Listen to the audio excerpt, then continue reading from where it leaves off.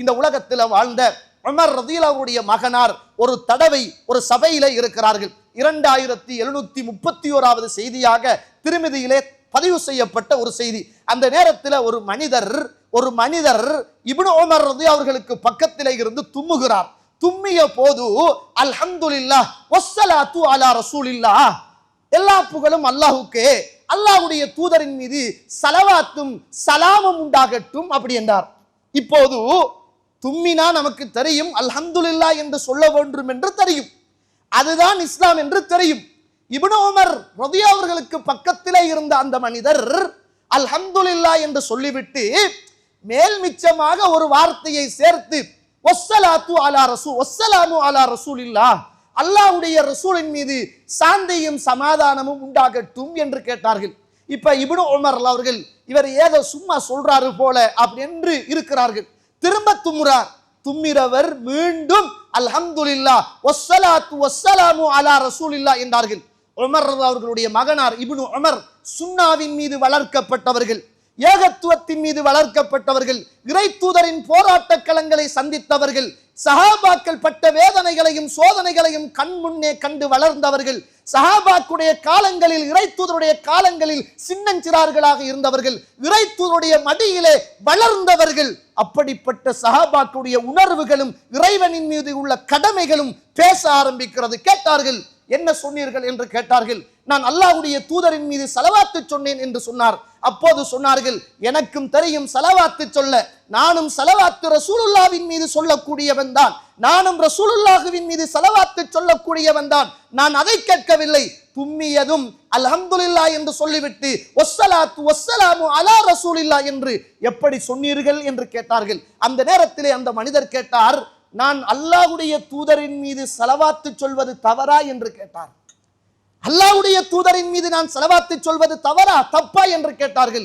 இப்னு Umar ரலியல்லாஹு அவர்கள் சொன்னார்கள், அல்லாஹ்வுடைய தூதரின் மீது ஸலவாத்து சொல்வது தப்பு அல்ல, தும்மினதும் அல்லாஹ்வுடைய தூதர் எங்களுக்கு கற்றுத்தந்தது அல்ஹம்துலில்லாஹ் மாத்திரம்தான், அதை தாண்டி எப்படி உங்களால் ஒரு வார்த்தையை கூட்ட முடியும் என்று அந்த இடத்திலே கண்டித்த வரலாறு ஹதீதுகளிலே பதிவு செய்யப்பட்ட வரலாறு. ஒரு தடவை இமாம் மாலிக் ரஹிமஹுல்லாஹ் அவர்கள் மதீனாவுடைய மிகப்பெரிய அறிஞர், இன்றைக்கு மாலிக் மதுஹபு என்று அவருடைய பெயரை வைத்துத்தான் நிறைய பேர்கள் இன்றைக்கு அவருடைய கருத்துக்களை எடுத்து நடப்பார்கள். இமாம் மாலிக் ரஹிமஹுல்லாஹ் அவர்கள் இருக்கிறார்கள். ஒரு மனிதர் வருகிறார், வந்து கேட்கிறார், இமாம் அவர்களே, அல்லாஹ்வுடைய தூதர் ஹஜ்ஜுக்காக அல்லது உம்ராவுக்காக எந்த இடத்தில் வைத்து இஹ்ராம் கட்டினார்கள் என்று கேட்டார்கள். அந்த நேரத்தில் இமாம் மாலிக் ரஹிமஹுல்லாஹ் அவர்கள் சொன்னார்கள், அல்லாஹ்வுடைய தூதர் துல் ஹுலைஃபாவிலே வைத்து இஹ்ராம் கட்டினார்கள் என்றார்கள். அப்போது அந்த மனிதர் சொல்கிறார், அன உஹ்ரிமு அலா மஸ்ஜிதின் நபி ஸல்லல்லாஹு அலைஹி வஸல்லம், நான் இஹ்ராத்தை அல்லாஹ்வுடைய தூதருடைய மஸ்ஜிது நபவியிலே வைத்து கட்டப் போகிறேன், அல்லது நான் அல்லாஹ்வுடைய தூதருடைய கபருக்கு பக்கத்திலே இருந்து நான் இஹ்ராத்தை கட்டப் போகிறேன் என்றார்கள். அப்போது இமாம் மாலிக் ரஹிமஹுல்லாஹ் அவர்கள் அல்லாஹ்வுடைய கடமையையும் இறை தூதர் இந்த உலகத்தில் வாழ்ந்த வரலாறையும் அந்த மனிதருக்கு சொல்ல ஆரம்பிக்கிறார்கள். கேட்கிறார்கள், எப்படி நீங்கள் அந்த இடத்திலே இருந்து இஹ்ராத்தை கட்டுவீர்கள்? அல்லாஹ்வுடைய தூதர் துல் ஹுலைஃபாவிலே இருந்து இஹ்ராம் கட்டியிருக்கிற போது எப்படி நீங்கள் அல்லாஹ்வுடைய தூதருடைய கபரிலும் பள்ளிவாசலிலும் இருந்து இஹ்ராத்தை கட்ட முடியும் என்று கேட்டார்கள். அதற்கு அந்த மனிதர் கேட்கிறார், 1 கிலோமீட்டர் 1 மைல் 2 மைல் கூடும் குறையும், இதுல என்ன பிரச்சனை இருக்கிறது? எங்கிருந்து இஹ்ராத்தை கட்டினால் என்ன என்று கேட்டார்கள். அந்த நேரத்தில் இமாம் மாலிக் ரஹிமஹுல்லாஹ் அவர்கள் சொன்னார்கள், தோழரே, அல்லாஹுவை பயந்து கொள்ளுங்கள், அல்லாஹுவை பயந்து கொள்ளுங்கள், அல்லாஹ்வுடைய சோதனையும் தண்டனையும் உங்களுக்கு வந்து சேர்ந்துவிடும், அல்லாஹுவை பயந்து கொள்ளுங்கள் என்றார்கள். அந்த நேரத்தில் அந்த மனிதர் கேட்கிறார், 1 கிலோமீட்டர் 2 கிலோமீட்டர் 1 மைல் 2 மைல் கூட்டிய குறைத்த குற்றத்துக்காக அல்லாஹ் எனக்கு சோதனையையும் வேதனையும் தருவானா என்று கேட்டார்கள். இமாம் மாலிக் ரஹிமஹுல்லாஹ் அவர்கள் சொன்னார்கள், அல்லாஹ் அல் குர்ஆன் 24வது அத்தியாயத்தின் 63வது வசனத்தில் ஃபல்யஹ்தரில்லதீன யுகாலிஃபூன அன் அம்ரி, யார் இந்த உலகத்தில் அல்லாஹ்வுடைய ரசூலுடைய கட்டளையை மாற்றம் செய்கிறார்களோ அவர்களெல்லாம் அல்லாஹ்வுடைய சோதனை வருவதை எதிர்பார்க்கட்டும், அல்லது அல்லாஹ்வுடைய தண்டனை அவர்களுக்கு வருவதை எதிர்பார்க்கட்டும் என்றார்கள். கண்ணியத்துக்குரிய இஸ்லாமிய உறவுகளே, இன்றைக்கு நிறைய இடங்களில் இஸ்லாத்துக்கு முரணான சின்ன சின்ன பித்அத்தான நூதன வழிகாட்டல்கள் நிறையவே நடக்கிறது. நம்ம இப்ப அதெல்லாம் பெருசா அலட்டிக் கொள்றதே இல்லை. அல்லாஹுக்கும் மார்க்கத்துக்கும் நாம் செய்கின்ற கடமை என்ன தெரியுமா? நம்முடைய வாழ்க்கையில் எந்த பித்அத்தும், எந்த சின்ன சின்ன இஸ்லாத்துக்கு முரணான, எந்த பெரிய பெரிய இஸ்லாத்துக்கு முரணான எந்த காரியமும் நம்முடைய வாழ்க்கையில் வந்துவிடக் கூடாது. இது நாம் இஸ்லாத்துக்கு செய்கின்ற, இறைவனுக்கு செய்கின்ற கடமைகளும் பொறுப்புகளும் என்பதை மறந்துவிடக் கூடாது. இது சாதாரண விடயம் அல்ல. கூட்டுதுவா தானே, குனூத்து தானே, ஒரு கந்தூரி தானே, நம்மட பள்ளி வாசல் தான் என்ற சிந்தனைகள் எல்லாம் இஸ்லாத்துக்குள் சரியாக வாழுகின்ற மனிதனுடைய சிந்தனையாக இருக்கவே கூடாது.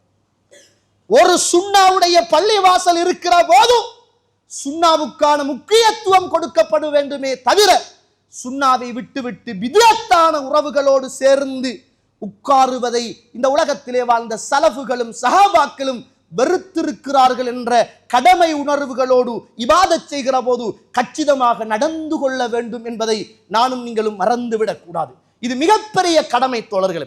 ஒரு தடவை இந்த உலகத்தில் வாழ்ந்த சயீத் இப்னு முஸையப் ரஹிமஹுல்லாஹ் மிகப்பெரிய ஒரு தாபி இருக்கிறார். ஒரு மனிதர் வருகிறார். பைஹக்கியில பதிவு செய்யப்பட்ட இஸ்னாது சஹீஹான ஒரு வரலாற்று செய்தி.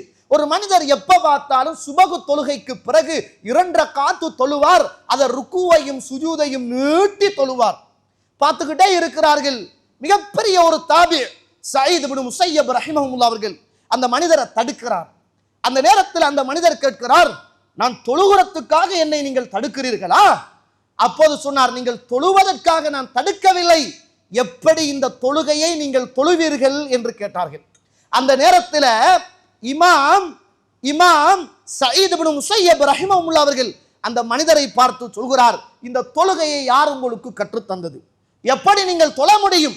அந்த நேரத்தில் அந்த மனிதர் கேட்கிறார், நான் தொழுவதற்காக தடுக்கப்படுவேனா? அல்லாஹ்விடத்தில் குற்றவாளியாக மாறுவேனா? சுப்ஹானல்லாஹ். அந்த நேரத்தில் சயீத் இப்னு முஸையப் ரஹிமஹுல்லாஹ் அவர்கள் சொன்னார்கள், கால இல்லை, காலலா, அப்படியெல்லாம் நீங்கள் அல்லாஹ்விடத்தில் தொழுவதற்காக குத்தம் பிடிக்க மாட்டீர்கள். வலாகின் யுஅذிபுக அலா খিলাஃபி சுன்னஹ், சுன்னாவுக்கு முரணாக அல்லாஹ்வுடைய தூதர் காட்டித் தராத வணக்க வழிபாடை செய்கிறீர்களே, அதற்காக வேண்டி நீங்கள் அல்லாஹ்விடத்தில் தண்டனை பெறுவீர்கள் என்றார்கள். தொழுவதற்காகவெல்லாம் அல்லாஹ் உங்களை குற்றம் பிடிக்க மாட்டான். வலாகின் யுஅذிபுக அலா খিলাஃபி சுன்னஹ், சுன்னாவுக்கு மாற்றமாக தொழுகிறீர்களே, இறை தூதர் இப்படி ஒரு தொழுகையை காட்டித் தரவில்லையே, அதனால் நீங்கள் அல்லாஹ்விடத்தில் நாளை மறுமையில் குற்றம் பிடிக்கப்படுவீர்கள் என்ற செய்தியை சயீத் இப்னு முஸையப் ரஹிமஹுல்லாஹ் அவர்கள் சொல்லித் தருவதை பார்க்கிறோம். நம்முடைய கடமைகள் என்ன?